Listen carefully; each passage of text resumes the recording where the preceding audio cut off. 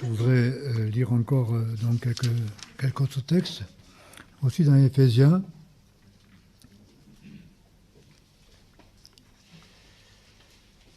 Verset 10 du chapitre 6.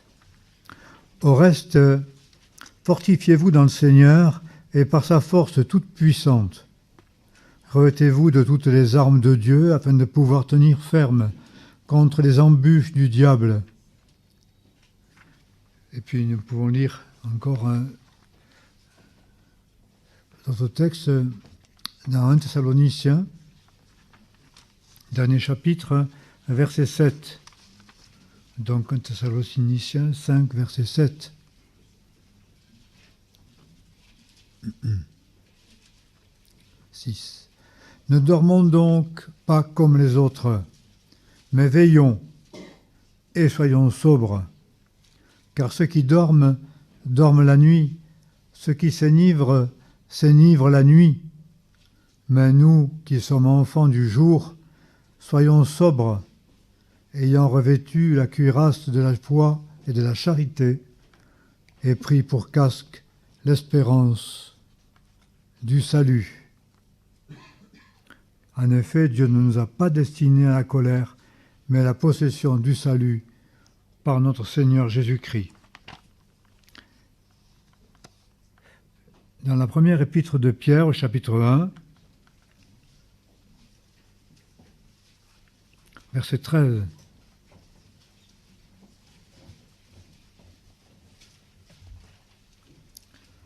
Première épître de Pierre, 1, verset 13. Vous donc, ayant ceint les reins de votre esprit, soyez vigilants, entrez avec une parfaite espérance, avec une parfaite espérance, la grâce qui doit vous être dispensée lorsque Jésus-Christ paraîtra. Comme des enfants obéissants, ne vous conformez pas aux convoitises qui régnaient autrefois en vous, au temps de votre ignorance. Mais de même que celui qui vous appelait saint, vous aussi soyez saints dans toute votre conduite, puisqu'il est écrit « Soyez saints, car je suis saint ». Je voudrais aller un petit peu plus avant dans l'évangile de Marc, les paroles du Seigneur. Dans Marc chapitre 13, verset 32.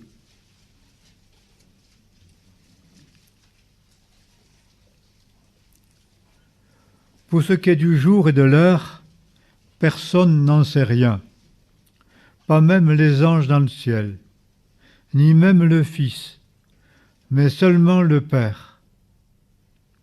Soyez sur vos gardes, soyez vigilants, car vous ne savez pas quand le moment viendra. C'est comme un homme qui, partant en voyage, quitte sa maison, en confie la direction à ses serviteurs, assigne à chacun sa tâche et ordonne au portier de veiller.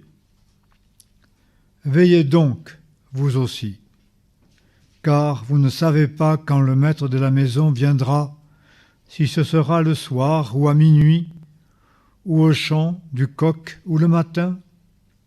Craignez qu'en arrivant tout à coup, il ne vous trouve endormis. Ce que je vous dis, je le dis à tous, veillez. Dans Ésaïe au chapitre 51,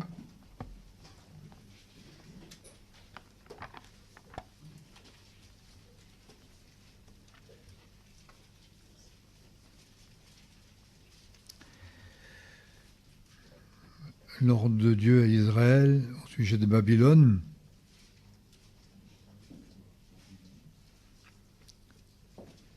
Au verset 11, donc Ésaïe 52, verset 11, « Retirez-vous, retirez-vous, sortez de là, ne touchez à rien d'impur, sortez du milieu de Babylone. Purifiez-vous, vous qui portez les vases de l'Éternel. En effet, vous n'aurez pas besoin de sortir à la hâte, ni de vous retirer en fuyant, car l'Éternel marchera devant vous, et votre arrière-garde est le Dieu d'Israël. Donc nous voulons arrêter là nos lectures.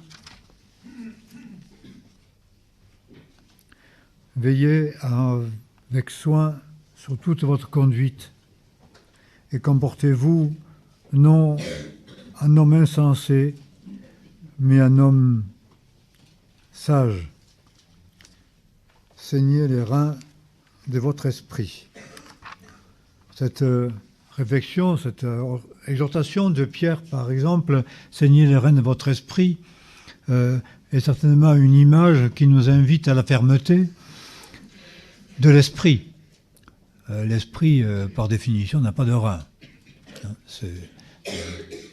Donc c'est une image physique, une métaphore, on pourrait dire, d'une certaine manière. Saignez les reins de votre esprit, c'est-à-dire de votre être intérieur, de votre, je dirais plus que l'âme, c'est cette part, on peut dire, de notre vie intérieure, de l'âme qui est l'esprit, qui est la conscience, et qui va dicter, qui donne à nos actes autre chose que l'impulsion de nos sentiments, de nos désirs, voire même notre compréhension des choses, qui est ferme, qui va conduire donc à l'action, qui va nous amener à changer nos vies, nos comportements, et à vivre avec sagesse, c'est-à-dire d'une manière conséquente. Nous pouvons avoir l'intelligence des choses, la connaissance des choses, être frappés par instant, surtout par les chants, par les réalités spirituelles dans lesquelles nous croyons, que nous connaissons. Mais la réalité de nos vies et de nos comportements n'est pas toujours l'expression de ce que nous pensons, de ce que nous croyons, de ce que nous confessons, et parfois bien au contraire. Il y a beaucoup de rencontres, de réunions qui nous ont touchés. On peut dire ça, c'est touchant. On aime bien les choses chez nous touchantes, émouvantes. Je dirais, c'est quelque chose en général qui nous fait un petit peu mousser. Et on aime bien les beaux témoignages, les beaux exemples et les belles images, les belles idées religieuses, spirituelles qui nous émeuvent. C'est émouvant. Et je me souviens que, parce que je suis un homme comme ça, un petit peu relativement sensible à la littérature, et par moments, dans ma jeunesse, je manquais de certaines, je dirais, connaissances de la littérature propre à m'émouvoir et me toucher. Et je cherchais des livres partout et je disais, mais où est-ce que je vais trouver des bouquins qui sont beaux et émouvants ? Donc ils vont un tout petit peu me faire vibrer l'âme et me transporter hors de réalités qui, déjà à cette époque-là, que je trouvais décevantes et qui m'attristaient. Je trouvais aussi peu dans l'Église, malheureusement, de rares exceptions, parce que les messages me semblaient déjà à l'époque souvent très plats, répétitifs, et j'ai toujours été un peu surpris des émotions fabriquées, des vérités qu'on dit, qui n'avaient pas forcément d'impact avec la vie personnelle. Et il était un chant, par exemple, qui pourrait paraître émouvant et qui inspirait la consécration, la vocation, le dévouement, et à imiter le Seigneur Jésus. Et ce chant disait « Ah, je n'aspire qu'à m'immoler ». Et je me souviens d'avoir regardé, contemplé avec un petit peu de scepticisme la femme du pasteur ou les bonnes ménagères bien accomplies. Et je disais, si à la sortie du culte, il y avait un gars ou un marginal, parce que c'était toujours ma sensibilité, le marginal, le pauvre type, celui qui n'a rien, qui a tout perdu, surtout celui qui n'a pas de famille, qui donc n'a pas de consolateur, de consolation, des enfants sans parents. Et ça, vous savez très bien que ça, c'est toujours ce qui m'a fait qui m'a le plus ému, fait vibrer et pousser à un certain dévouement. Et j'ai dit, si on leur présentait un seul, peut-être, la sortie du culte, eh bien, elles trouveraient un problème parce que le rôti qu'elles ont préparé peut-être n'était pas suffisant pour l'étranger. Et je disais, donc on aspire à s'immoler à condition que, à la sortie, on ne nous blesse pas, qu'il n'y ait pas de frustration, qu'on nous ait bien regardé, qu'on nous ait bien salué, que si, que cela, que machin. Et puis on a bien chanté, on est bien ému, on est bon croyant, mais on est toujours dans la hargne, on est toujours dans une sorte de jugement, de méchanceté, de paranoïa, peur sans cesse d'être trahi, etc. Mais où est notre confiance? Et où est l'esprit de sacrifice que nous prenons?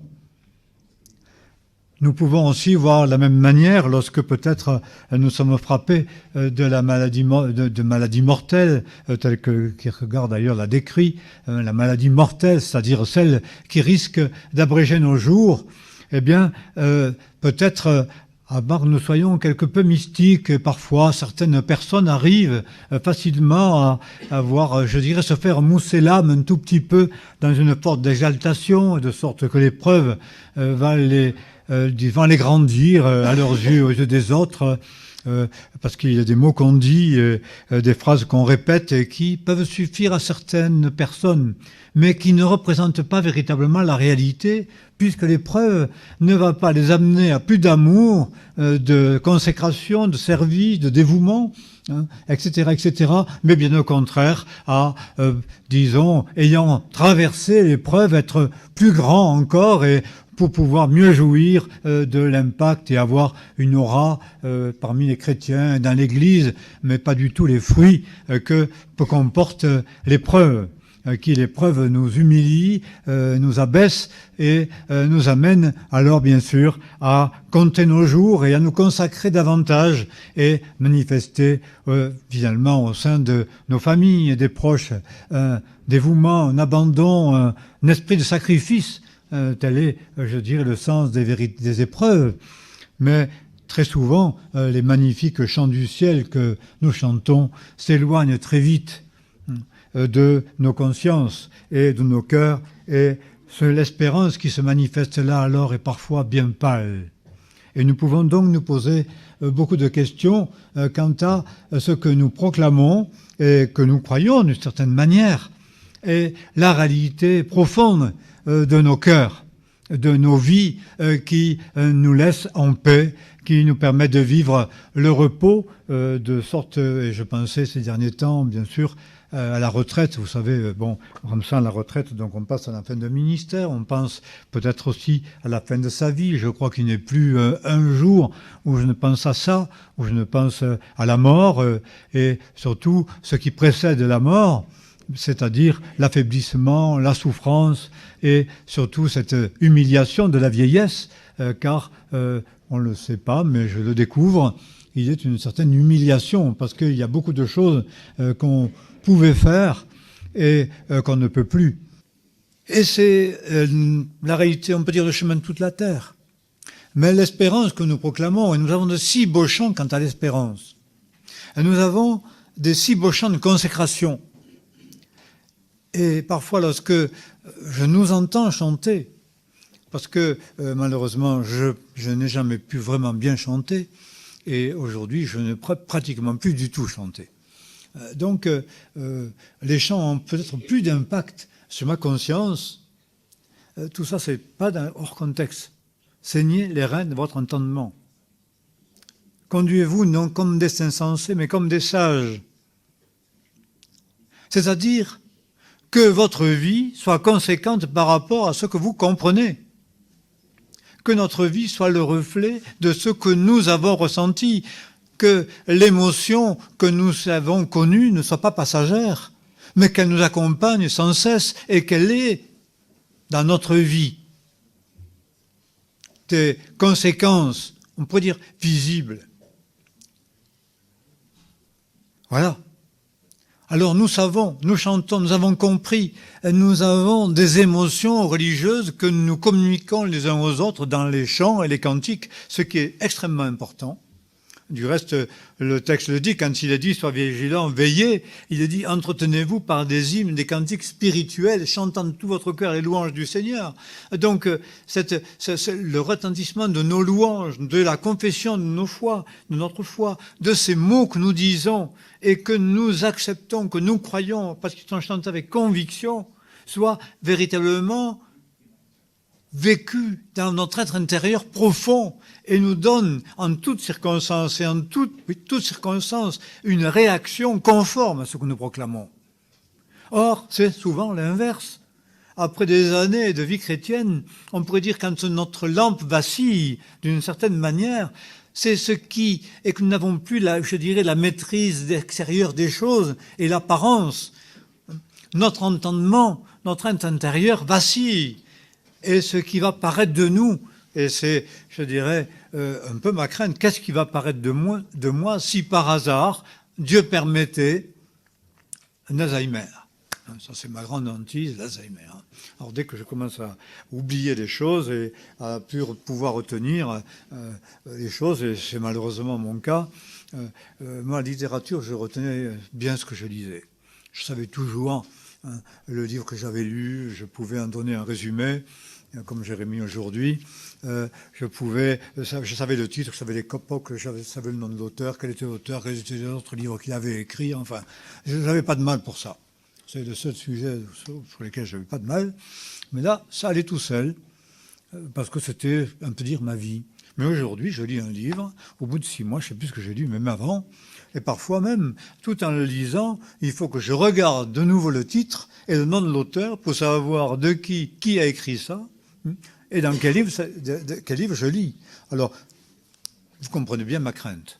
Je me dis, mais ça y est, on perd la ciboule, on perd la mémoire. Ça ne m'était jamais arrivé avant. Et donc ça éveille une certaine crainte. Mais qu'est-ce qui va rester de moi si jamais? Quelle odeur va émaner de mon être? Physiquement, ça j'en sais rien, parce qu'il semble qu'il y a une altération de la transpiration et qu'on sent le vieux même si on se lave. Alors bon... Mais j'ai parfois l'impression aussi que notre âme doit se transformer quelque peu avec peut-être l'âge et la vieillesse. Et quelle est l'odeur que nous allons porter? Nous portons en tout lieu l'odeur de sa connaissance. Quelle est l'odeur que les êtres qui nous côtoient respirent à notre contact? C'est-à-dire le reflet de notre vie intérieure, de notre esprit.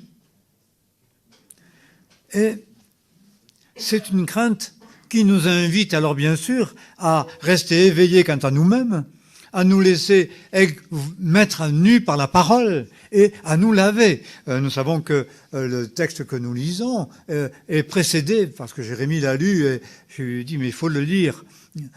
Fruit et, disons, suis cet appel au réveil. Réveillez-vous, réveille-toi, toi qui dors, ne reste pas parmi les morts, c'est-à-dire ceux qui sont morts spirituellement, qui ont l'âme morte déjà. Et j'ai l'impression parfois que des jeunes ont l'âme morte avant même d'avoir grandi, et que nous sommes justement dans une régénération à l'âme morte. On va y revenir certainement.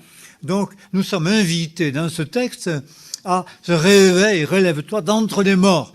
Donc à des êtres qui ne sont pas encore morts et qui écoutent ces paroles de leurs oreilles et qui les entendent, réveille-toi. Réveille-toi en purifiant ton cœur du mal, en marchant dans la lumière, comme il est lumière dans la lumière, en dénonçant les œuvres des ténèbres, en prenant position par rapport à ce qui est ténèbres et qui conduit à la mort. Et donc, saignez-vous, ayez un entendement, c'est-à-dire une réaction saine et juste par rapport à cet appel du Seigneur. Et je sais que dans le monde religieux, j'ai souvent dénoncé, vous direz, tu te répètes peut-être, mais j'ai souvent dit, mais on prie pour le réveil. Je me souviens avoir assisté, et je n'ai pas pu m'empêcher de leur dire la dernière fois, cette convention chrétienne, à un appel au réveil, parce qu'ils ont voulu jouer les rivalistes d'autrefois, du temps du réveil des Cévennes, la Gardoninque, etc. Et donc, ils ont fait un appel au réveil. Et qui veut se lever maintenant et prendre une carte de décision? On priera tous les jours pour le réveil et qui commencera par moi. Ça fait déjà 3 ans. Je pense que tous ceux qui se sont levés n'ont pas prié, en tout cas, ils n'ont pas été exaucés. Et que le réveil, eh bien, ça se traduit par, je dirais, la fin de la vieille dame qu'est la Convention chrétienne des Cévennes. C'est voilà. Mais on n'est pas conséquent. On a prié pour le réveil, on s'est engagé, on est en train de crever. Eh bien non, on ne réfléchit pas. Et vous savez pourquoi? Eh bien parce que on nourrit notre sommeil. Seigneur, réveille-moi.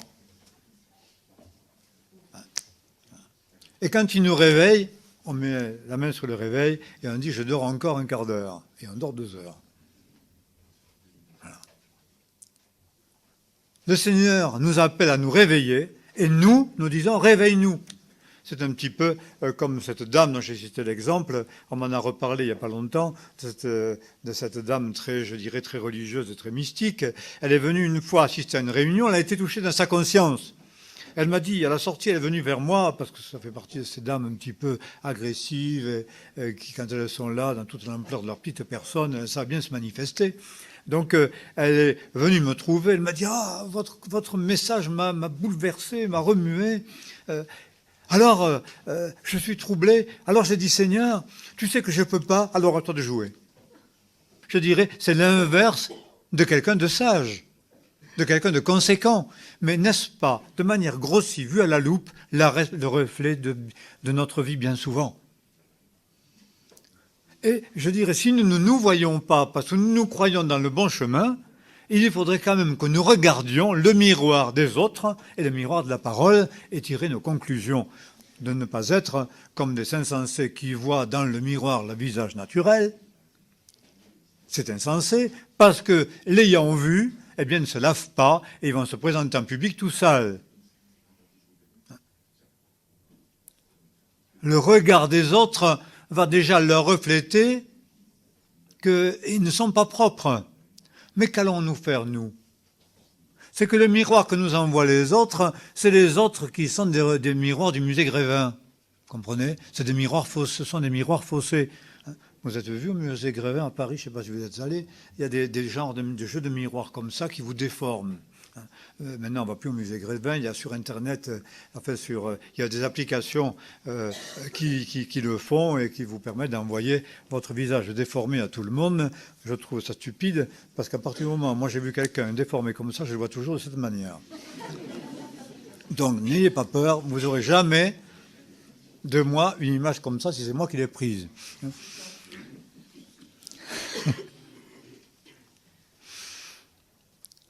Mais ce sont les autres qui nous voient mal.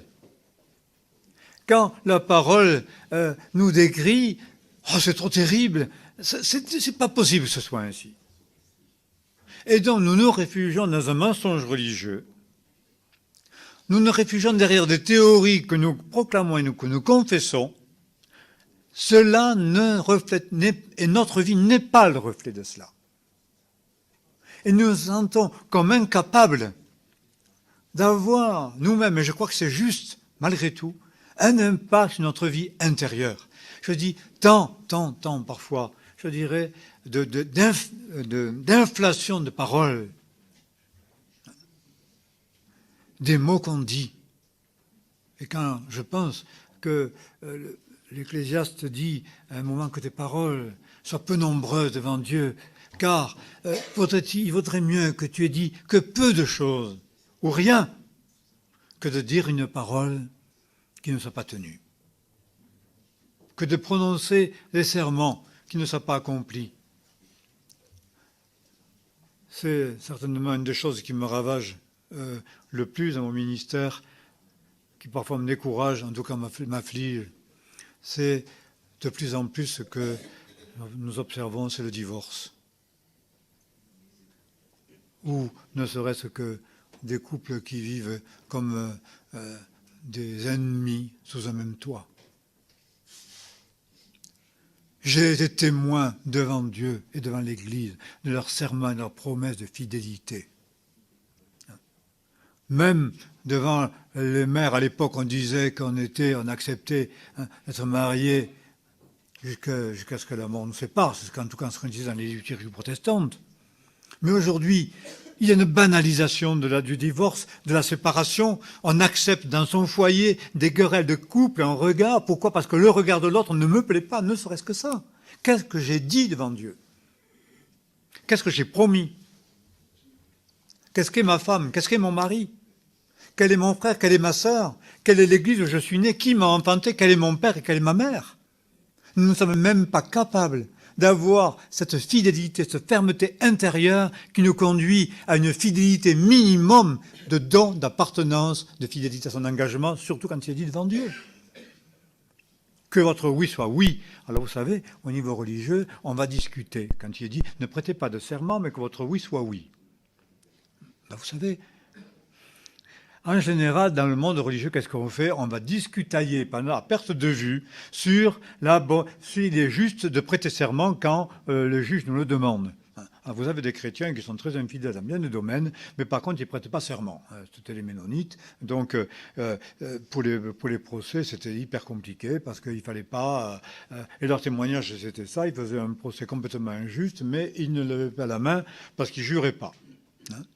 Levez la main droite et dites, je le jure. Ah non, monsieur le juge, je suis chrétien. Hein? Alors, le procès est scandaleux, c'est pas grave, mais on ne lève pas la main droite et dit parce qu'on ne jure pas. Bon, c'est pas tellement ce que ça veut dire.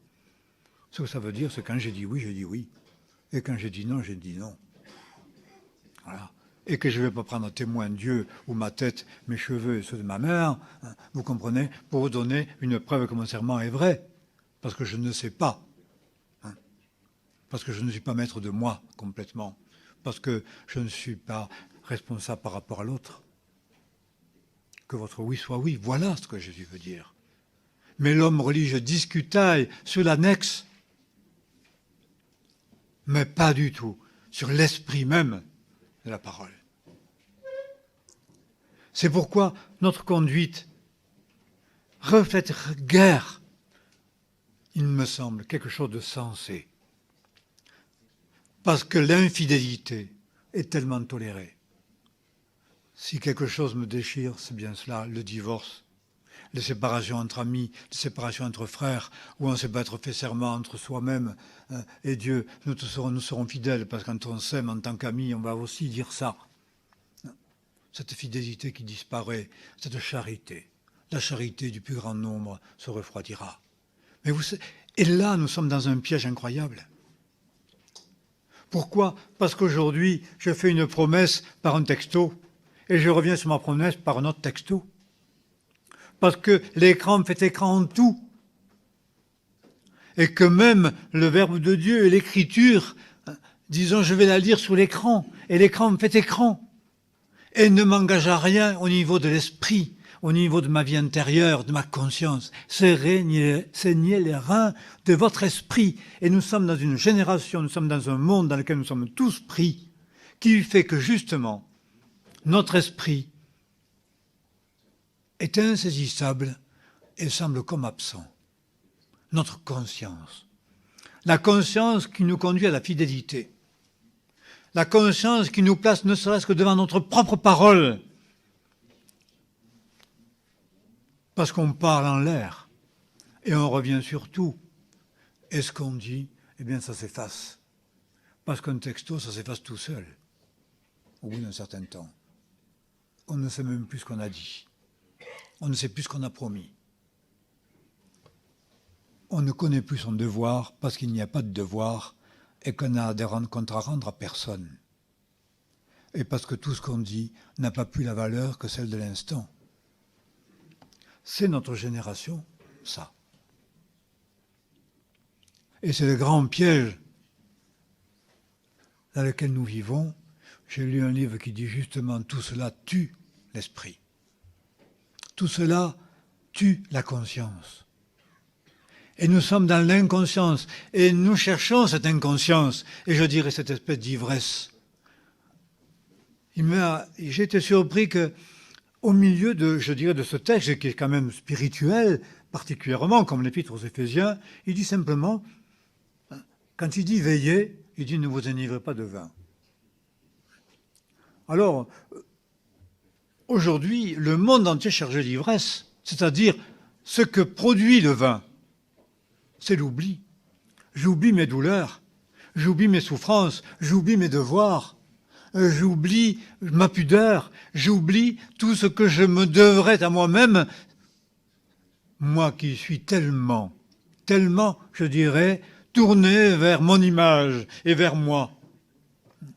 Je ne permets pas, je me souviens quelqu'un m'a dit une fois cela, parce que il n'avait pas été compris, quelqu'un avait fait un reproche, il avait été victime d'injustice, et on avait utilisé contre lui un petit prétexte qui était faux. Il a dit, Il le dit, j'étais étonné, je ne permets pas qu'on salisse mon image. C'est pourtant un chrétien. Nous sommes quand même du monde de l'image.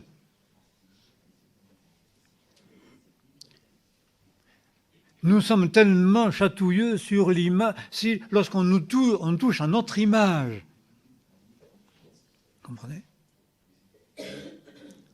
Et pourtant, nous sommes prêts à des conduites d'oubli qui fait que notre image est ridiculisée, devient perverse. Et je dis, mais quelle image vais-je donner dans la vieillesse?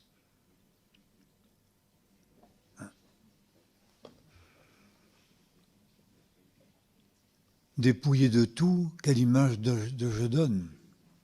Est-ce celle de la dignité, celle de la pudeur, celle de la sagesse, surtout celle de la foi et de l'espérance? Donc si l'apôtre Paul dit cette chose si simple de comportement de vie, veillez, saignez les rênes de votre entendement, ça signifie en premier, ne vous enivrez pas de vin, c'est de la débauche. Ça signifie, ne cherchez pas l'ivresse. Et aujourd'hui, c'est l'ivresse qu'on cherche, jusque dans le monde religieux. Beaucoup vont choisir les milieux religieux, justement, qui m'endorment, qui assoupissent ma conscience, qui, justement, ne me touchent pas profondément dans l'être intérieur, qui va me permettre de sauter sur les chaises dans la louange, soi-disant, dans les églises, et puis d'avoir une vie inconséquente et d'être terrible à la maison, mais ça fait rien. J'ai cherché l'ivresse et je me suis enivré de louanges ou de musique ou de rythme ou d'exaltation de moi-même ou de l'image que quelqu'un manifeste à mes yeux dans une sorte d'ivresse communicative mais qui aussi m'étouffe et m'aveugle. La recherche de l'ivresse, la recherche de l'oubli, la recherche du plaisir, de l'exaltation des sens et qui tue la conscience, de sorte que je ne sens plus mes douleurs. Et si vous lisez l'image de l'homme ivre dans la parole,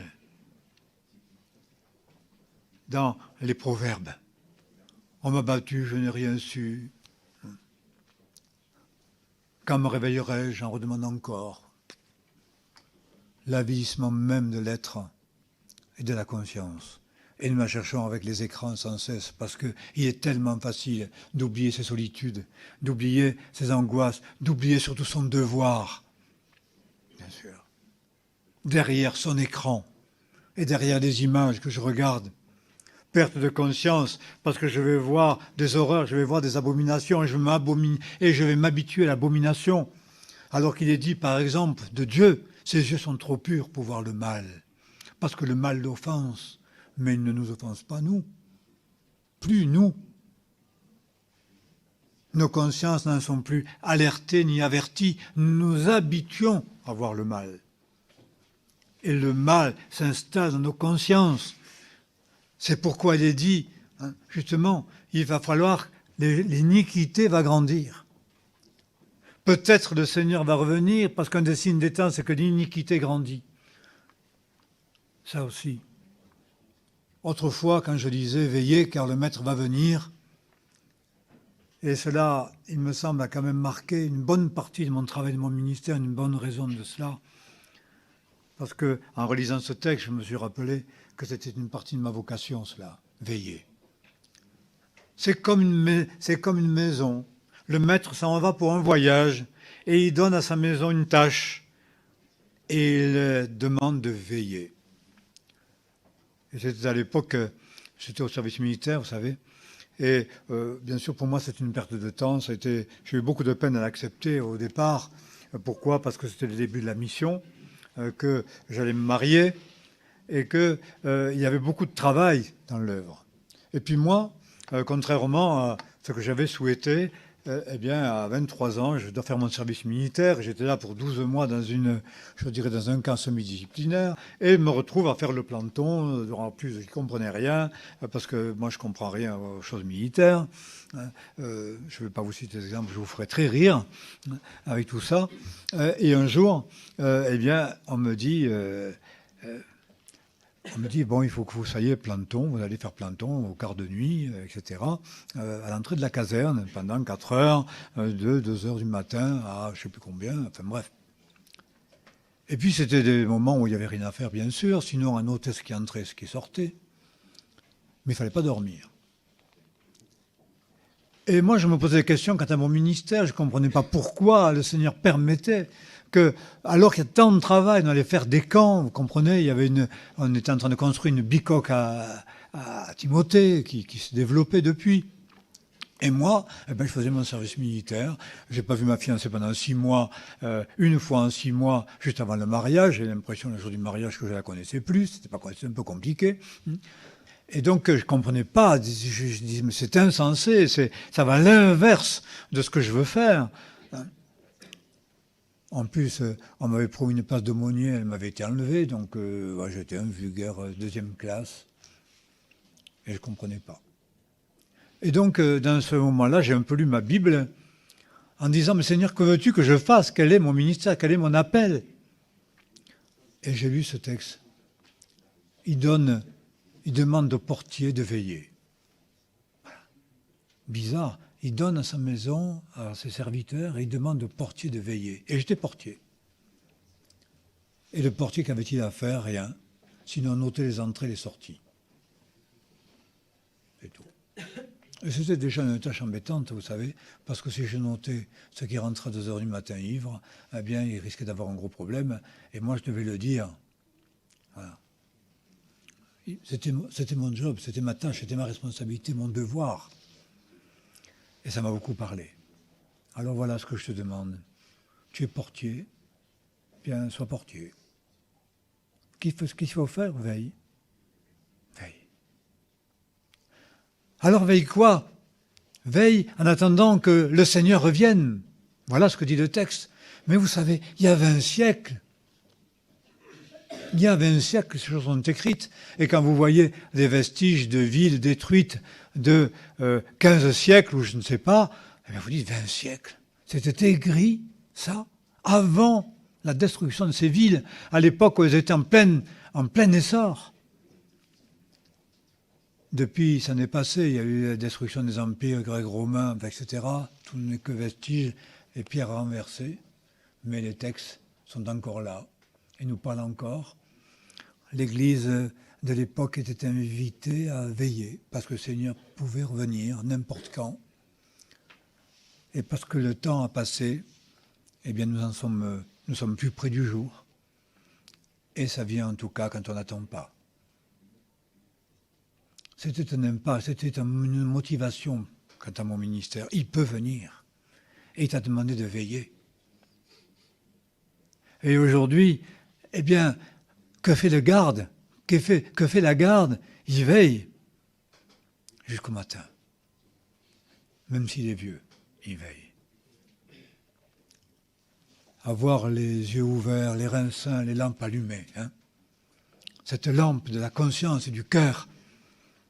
Cet éveil que crée l'esprit. Voilà ce que Dieu veut pour moi, ce que Dieu veut pour nous. Mais nous nous relâchons tellement dans notre vigilance parce que nos reins ne sont pas sains, nos lampes ne sont pas allumées et notre esprit s'assoupit et s'endort.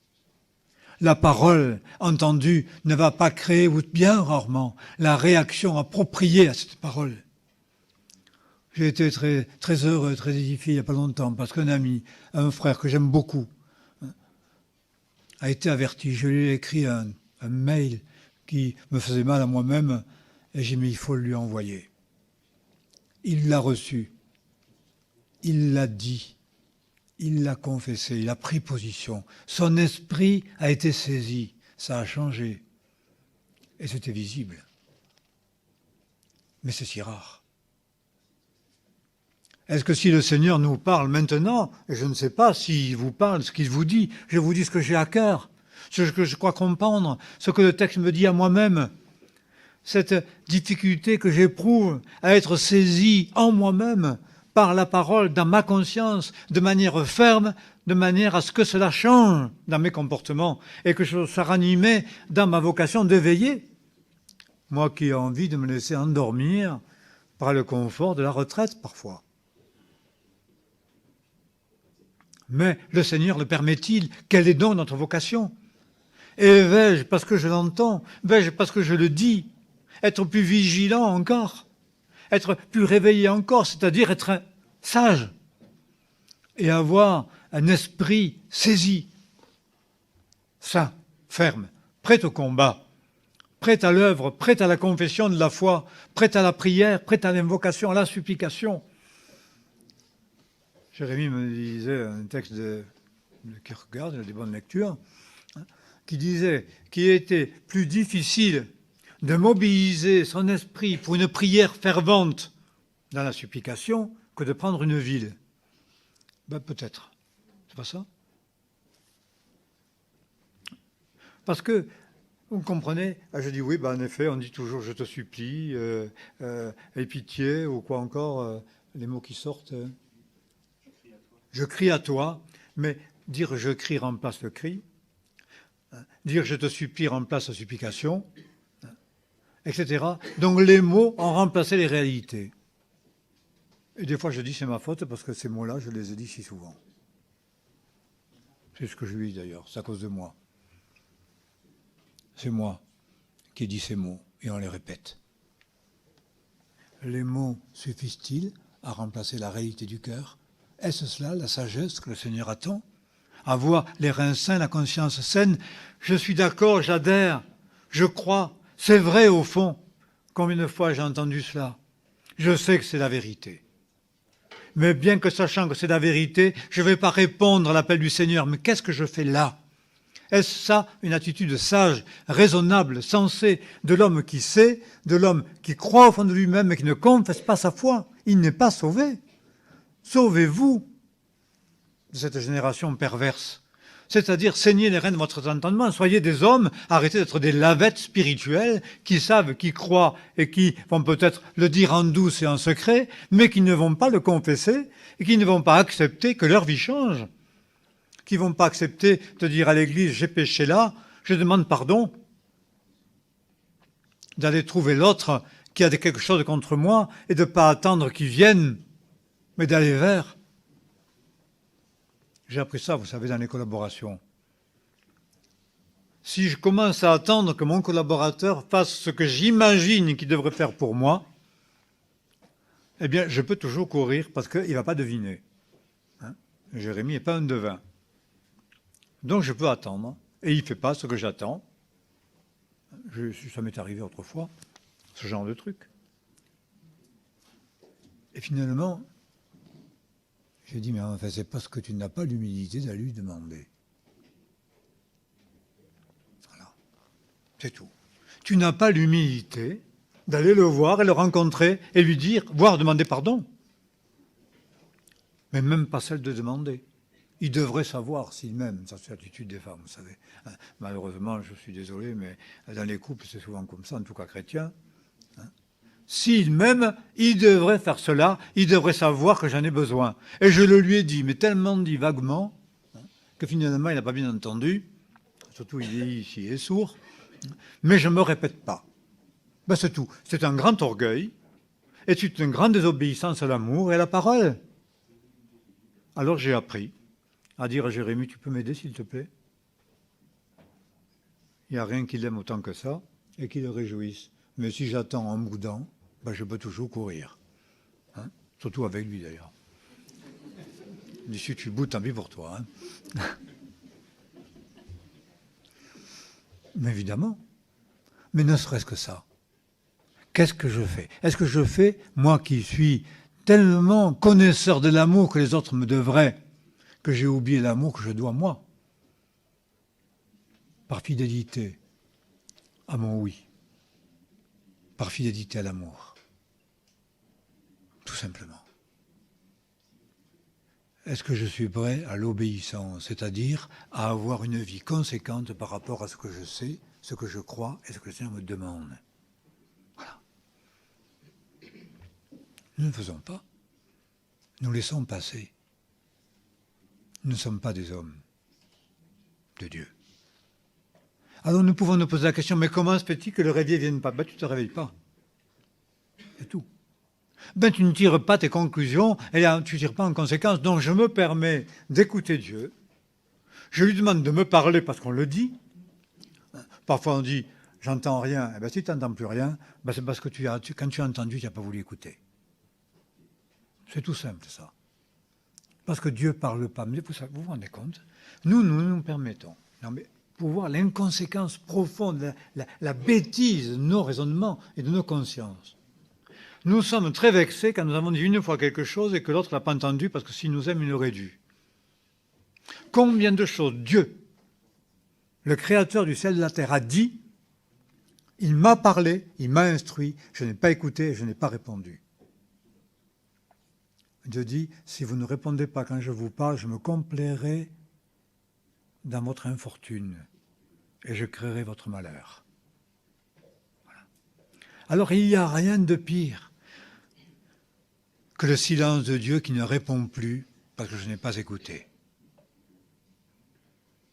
S'il oppose à ma prière, à la supplication, au déchirement de mon âme, quand enfin mon esprit est saisi, parce que c'est le drame, s'il ne m'entend pas, alors, et ne me répond pas, je me souviens d'avoir connu des périodes comme ça, quelquefois. Et j'ai dit, mais Dieu ne m'aime plus, parce que quand même, lui qui dit qu'il m'aime, on répond à ce qu'on aime. Je ne suis plus digne d'être aimé, parce qu'il ne me répond pas. Il m'a parlé par son silence, il m'a répondu, il répond toujours, mais pas quand on le veut. Alors je me suis dit, quand est-ce que Dieu a parlé et que je n'ai pas répondu? Quand m'a-t-il montré le chemin et ne l'ai-je pas suivi? Serais-je plus que Dieu? Et nous sommes dans cette génération où Dieu, la transcendance, je dirais l'idée du Père, qu'on ne contredit pas, normalement, il a complètement disparu. Je n'ai de compte à rendre à personne, je n'ai pas à répondre quand on parle, sauf si je le veux, hein?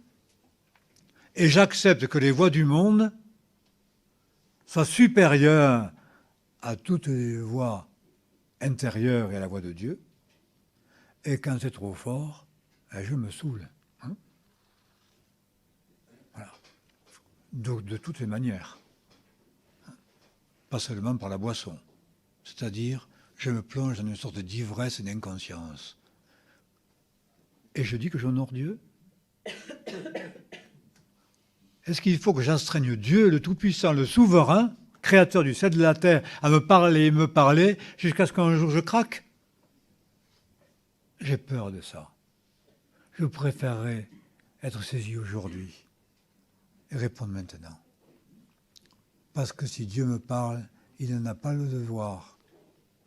C'est une manifestation de son amour et qui m'invite à répondre dans un esprit de soumission, dans un esprit d'obéissance. Aujourd'hui, si tu entends la voix de Dieu, n'endurcis pas ton cœur. C'est dit quand Dieu invite l'homme au repos. Vous vous rendez compte? Laissez reposer celui qui est fatigué. Voici la trêve. Arrêtez, au fond, de combattre pour rien. Parce que même quand il dit « sortez de Babylone », il dit « sortez pas, je vous ferai sortir ». Mais soyez dans cette attitude prête à sortir, prête à agir, les reins sains, la conscience prête. Alors le Seigneur accomplit son œuvre, c'est vrai, parce que sans lui, je ne peux rien faire. Parce que je ne peux pas me faire naître de nouveau, mais lui peut le faire. Si je suis là, prêt à naître de nouveau. Parce que j'ai répondu à la parole de vie qui m'invite à naître. Bien sûr. Et qui m'invite au repos quand je suis fatigué. Ils n'ont pas voulu écouter. Il a dit non. Non. Que de vocations perdues, que de ministères vaincus, que des ministères ternis dans la vieillesse pour ne pas avoir accepté la parole de Dieu qui m'appelle au repos. Tu ne veux pas te reposer, eh bien tu ne te reposeras pas. Voilà. Tu n'entreras pas dans mon repos. Parce que quand j'ai parlé, tu n'as pas écouté. Comment arriver, et c'est ça comme ma question, de toucher justement notre intelligence, notre homme intérieur, le cœur du cœur, pour que la parole puisse porter son fruit et qu'elle ne soit pas une autre fois encore entendue sans que ça change dans ma vie. Je ne le peux pas.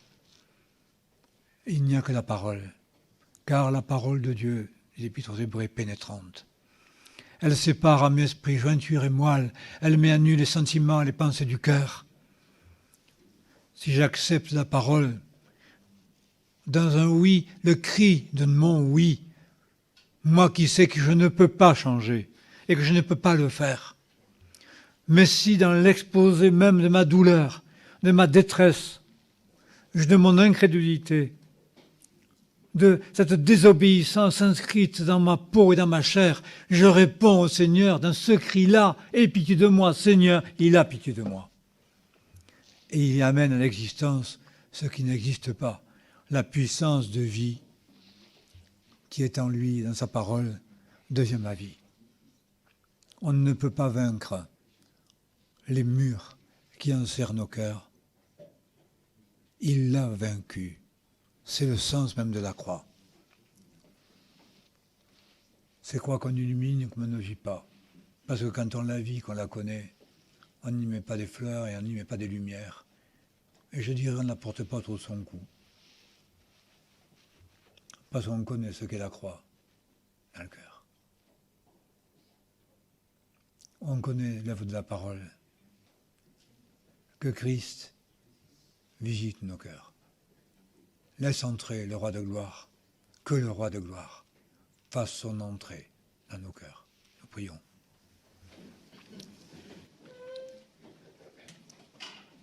Seigneur, nous sommes devant toi assez désemparés, en tout cas pour ma part, car nous nous rendons compte que ces reins saints, cette conduite intelligente et sage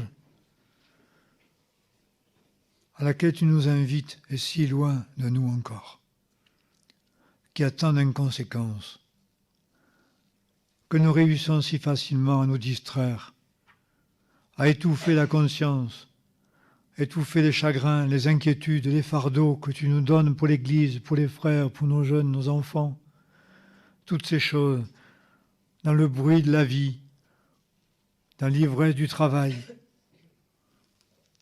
dans l'oubli de l'image, que le monde est ainsi et que nous sommes de ce monde. Ô Seigneur, agis dans l'Église par ta parole. Nous t'en supplions, Seigneur, de tout notre cœur. Nous ne pouvons pas le faire. Mais tu nous appelles à briller dans le monde en portant ta parole de vie. Mais il est indispensable que nos vies soient le reflet de ta parole. Tu veux que nous portions l'odeur de Christ en tout lieu. Ô vie dans nos cœurs, Seigneur, et saisis-nous. Que l'esprit de vie et de réveil puisse nous animer pour briller dans un monde de ténèbres, mais englué dans sa grandeur, dans son luxe, dans son orgueil, dans ses plaisirs, dans son ivresse. Ô Seigneur, pardonne-nous de choisir l'ivresse des sens, l'ivresse de la vie, de nous noyer et de nous perdre dans des choses qui ne sont d'aucun secours, qui ne te sont pas agréables. Nous te remercions, Seigneur, parce que ta parole, malgré tout, parle encore. Parce que ta parole me parle encore. Et parce que tu redis que ma vocation, c'est de veiller. Je te prie, Seigneur, de le renouveler dans nos consciences, de nous ramener à notre vocation, de nous ramener à la sagesse. Nous te remercions, Seigneur, de le faire par grâce, dans nos vies et dans nos assemblées, pour ta gloire. Amen.